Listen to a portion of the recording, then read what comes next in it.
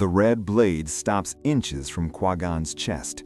Obi-Wan's desperate strike catches Darth Maul off guard, just enough. The Sith stumbles.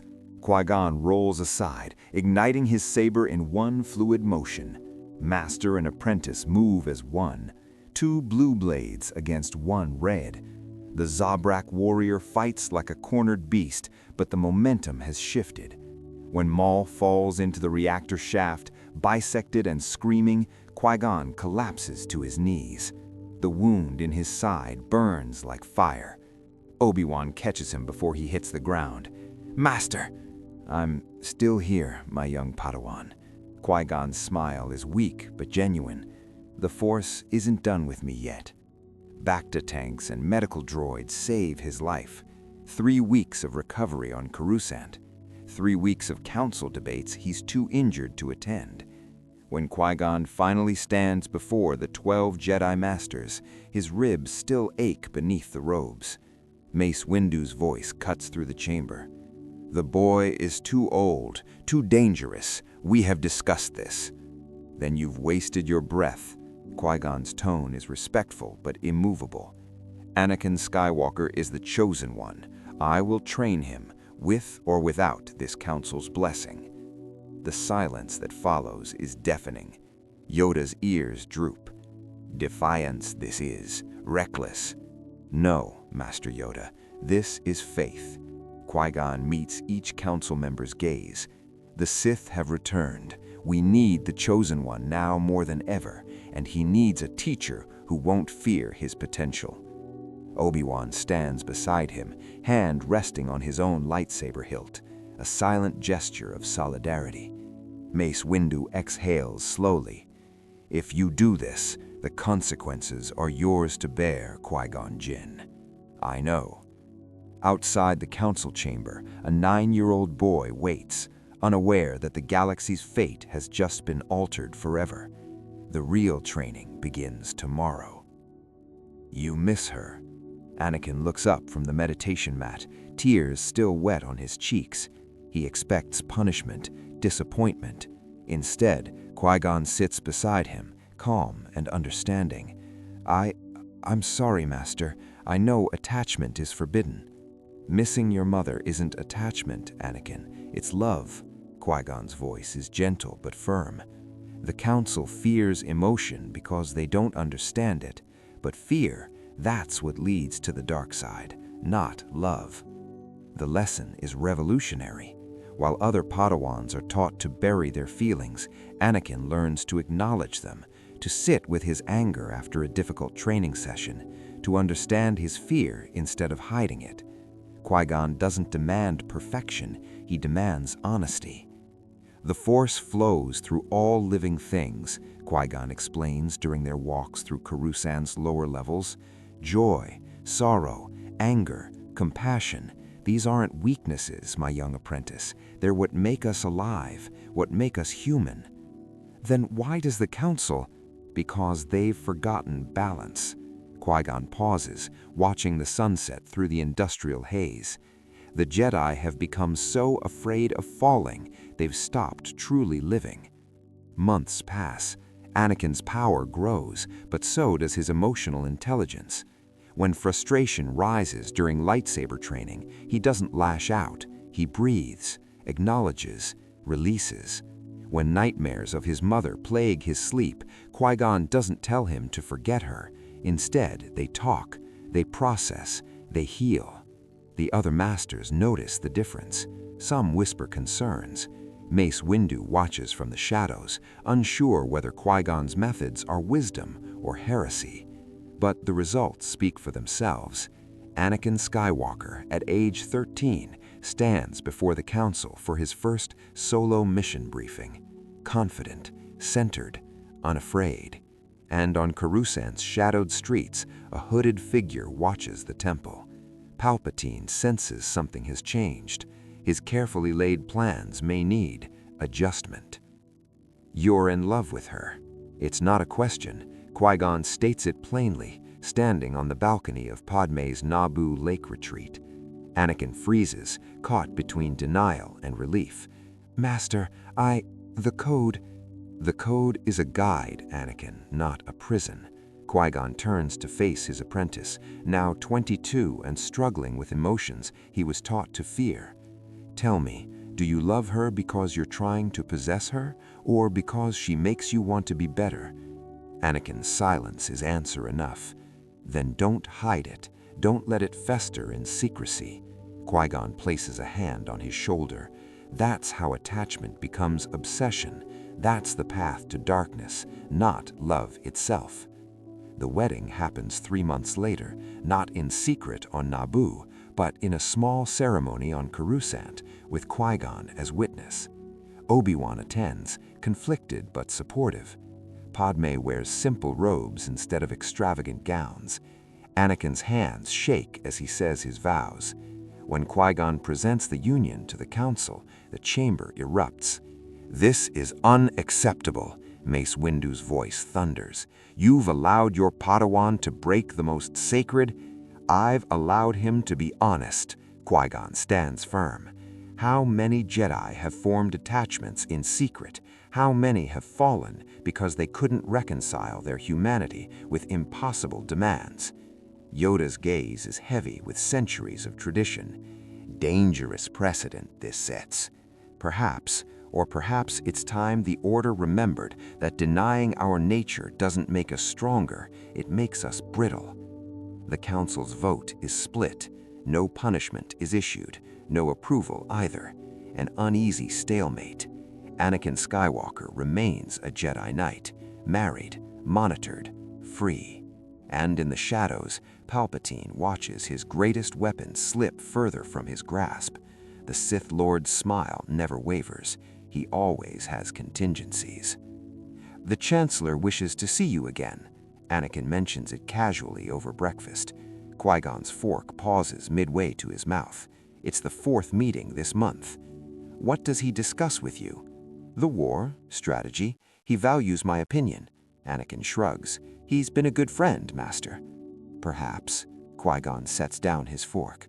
"But ask yourself, why does the leader of the Republic seek private counsel with one Jedi Knight? Why not the Council? Why not your Master?" The question plants itself like a seed. Palpatine's strategy has always been subtle, whispered doubts, gentle suggestions. The Council doesn't appreciate you. They fear your power. Only I see your true potential. For years, these words would have reached fertile soil, but Qui-Gon has taught Anakin to examine his emotions, not suppress them. During their next meeting, Anakin listens differently. "The Jedi Council hesitates when boldness is required," Palpatine says smoothly, pouring Alderaanian wine. "You could end this war, Anakin, if they unleashed you." Master Qui-Gon says hesitation isn't weakness, it's wisdom. A flicker crosses Palpatine's face, too quick for most to notice. Of course, Qui-Gon Jinn is unique among the Jedi. The Chancellor's smile doesn't reach his eyes. But tell me, has his uniqueness won battles, saved lives, or merely preserved an outdated philosophy? Anakin feels it then, a subtle pressure in his mind. Not quite a force push, but something probing, testing, searching for cracks in his resolve. He stands abruptly. "I should return to the temple." "So soon?" My wife is waiting." The word hangs in the air. Wife, a fact Palpatine wasn't supposed to know, but clearly does. His smile widens just slightly. "Of course, give Senator Amidala my regards." As Anakin leaves, his instincts scream a warning. Something is very, very wrong. Anakin doesn't tell the Council, not yet. Qui-Gon taught him to trust his feelings, but also to verify them. So he investigates. Banking records, communications, Palpatine's movements cross-referenced with separatist attacks. Every thread leads to the same conclusion. When Anakin finally enters the Chancellor's office unannounced, Palpatine is standing at the window, watching the Coruscant sunset. He doesn't turn. "I wondered when you'd figure it out." The admission hits like a physical blow.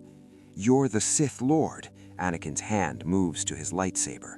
"Everything, the war, the clones, the assassinations, it was all you." "Yes." Palpatine turns slowly, and for the first time, Anakin sees him clearly. No grandfatherly warmth, no political charm, just cold, calculating power. But before you ignite that weapon, ask yourself why I've shown such interest in you. You wanted to turn me. I wanted to save you. Palpatine's voice is silk smooth. The Jedi fear your power, Anakin. Even Qui Gon Jinn keeps you on a leash, but I see what you could become. Unlimited potential, unbound by outdated codes. Anakin's thumb hovers over the ignition switch. I've learned to control my emotions, Chancellor. You can't manipulate me. Control? Palpatine laughs. You've learned to suppress them with a gentler hand. But tell me, when Padme dies in childbirth, and she will, I've seen it, will your control save her, or will you wish you'd... It ends with balance. The word hangs heavy. Balance. The Chosen One's prophecy. Across the chamber, younger Jedi Masters shift uncomfortably. Obi-Wan, Aayla Secura, Quinlan Vos. They've watched Anakin succeed where Dogma said he should fail. They've seen a married Jedi resist the dark side. They're listening. The fracture isn't loud. It's not dramatic. It's a quiet realization spreading through the Order like cracks in ice. Half the Council wants reform. The other half wants tradition, and neither side will bend. The Exodus begins quietly. 20 Jedi leave the temple in the first month, then 50, then 100. Not in anger, but in search of something the Council can no longer provide: permission to be whole. Naboo offers sanctuary. Queen Jamila grants them land near the lake country, rolling green hills far from the political chaos of Coruscant. Qui-Gon and Anakin designed the new enclave together.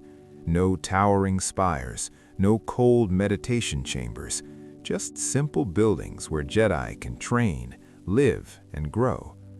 The difference is immediate. Padawans still learn lightsaber forms and force techniques, but they also learn emotional intelligence. Meditation includes acknowledging fear, not just suppressing it. Masters can marry, have children, build lives beyond the battlefield. Padme gives birth to twins on a warm summer evening, Luke and Leia. Anakin holds them both, tears streaming down his face, while Qui-Gon watches with quiet pride. This moment, this simple human moment, would have been forbidden under the old code. "Do you regret it?" Anakin asks later, watching his children sleep. "Leaving the Order?" "We didn't leave the Order." Qui-Gon's smile is peaceful. "We're showing it a new way forward." News spreads across the galaxy. Jedi who thought they had to choose between duty and love now see a third option. Even the Council feels the pressure. Mace Windu visits once, observes in silence, and returns to Coruscant with no comment.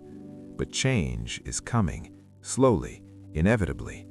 2 years after Palpatine's death, the Senate passes the Jedi Reform Act. Masters on both Coruscant and Naboo negotiate terms. Emotional training becomes optional curriculum. Marriage restrictions are loosened. The code evolves for the first time in 1,000 years. Balance is not a destination, it's a journey. And in a modest home on Naboo, the Chosen One teaches his children to feel the Force, light and dark, in harmony at last. The galaxy remembers 2 versions of Anakin Skywalker. One exists in whispered legends, a darker timeline where the Chosen One fell, where he burned the temple, murdered younglings, became Darth Vader. That Anakin is a nightmare the Force itself rejected. This Anakin is different. Master Skywalker walks through the Naboo enclave, now home to over 300 Jedi. Luke and Leia, 17 years old, spar in the training yard. His daughter's lightsaber technique is flawless. His son's connection to the Force is extraordinary. Both learn to embrace their emotions without fear. Qui-Gon, older now and slower, watches from the shade. His mission is complete. The maverick who defied the Council has reshaped the Order itself. Even Coruscant's temple has adopted emotional training. Masters can marry. Padawans learn balance, not suppression. The Clone Wars ended without a catastrophic betrayal. No Order 66, no Empire. The Republic stumbled, reformed, and grew stronger. Democracy survived because the Jedi evolved alongside it. Anakin looks at his old master.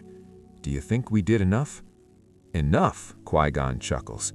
"My boy, you fulfilled the prophecy, not by destroying the Sith, but by saving the Jedi from themselves." Padme emerges from the house, older but radiant.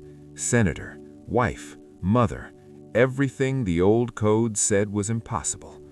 Anakin takes her hand and she leans into him. 20 years of marriage, no secrets, no fear, no fall.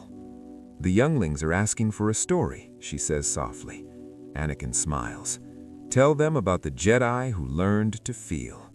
As the twin suns set over Naboo, the Skywalker family gathers. Children laugh, masters teach. Love exists without darkness consuming it. The prophecy wasn't about elimination, it was about transformation. And in this timeline, the Chosen One brought balance, not through destruction, but through hope. The Force, at last, is truly balanced. The holocron activates with a soft blue glow. Qui Gon Jinn's face materializes, aged and wise. He recorded this message 3 days before his death, peaceful in his sleep, at 78 years old. His final lesson to the Order he transformed. "If you're watching this, then I've become one with the Force. Good." His smile is vintage Qui-Gon, irreverent even in death. "I was getting tired of council meetings anyway." Anakin watches alone in the meditation chamber. Grand Master Skywalker now, though he still struggles with the title. Qui-Gon's death 2 years ago left a void nothing can fill.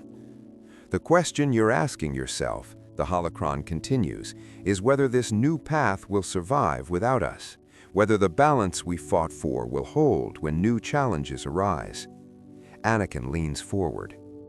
"Here's what I've learned, my former Padawan. Balance isn't a destination. It's not a fixed state you achieve and maintain. It's a choice you make every single day. To feel without being consumed, to love without possessing, to fight without becoming the monster you oppose." Across the galaxy, that philosophy is being tested. Luke Skywalker, now 30 years old, leads the Dantooine Enclave. 200 Jedi, half of them married, many with children. When a Sith artifact is discovered in the ruins of an ancient temple, Luke faces his first real trial as master. The dark side whispers promises of power, but his father's teachings echo louder. He destroys the artifact, not because he fears it, but because he understands it has no place in a balanced order. On Corellia, Leia faces different challenges. Her enclave focuses on Jedi integration with Republic politics, diplomats who can feel, negotiate, and love while still serving the greater good. Some senators fear this new generation of Jedi, too human, too unpredictable. "That's exactly the point," Leia tells the Senate Committee on Force-Sensitive Affairs. "You trusted the old Jedi because they were emotionless monks, but that detachment made them easy to manipulate. We feel, we connect, we're harder to fool." Her words spark debate across Republic space. Back on Naboo, Anakin reviews reports from 17 enclaves across the core and mid-rim, each one adapting Qui-Gon's teachings to local cultures. Some allow marriage, others maintain modified celibacy. Some embrace emotion fully, others practice mindful detachment. There's no single path anymore, and that's the point. Qui-Gon's holocron flickers. The old order believed uniformity created strength, but nature teaches us that diversity is true resilience. A forest with only one type of tree dies from a single disease, but a forest with thousands of species, that forest survives anything. Anakin closes his eyes. His children are spreading balance across the stars. His grandchildren, yes, grandchildren now, are growing up in a galaxy where being a Jedi doesn't mean sacrificing your humanity. Padme enters quietly, now 62 and still serving in the Senate. She wraps her arms around him from behind. "He'd be proud of you," she whispers. "He'd be proud of all of us." Outside, a new class of younglings begins training, not in cold meditation chambers, but in gardens where life grows wild and free.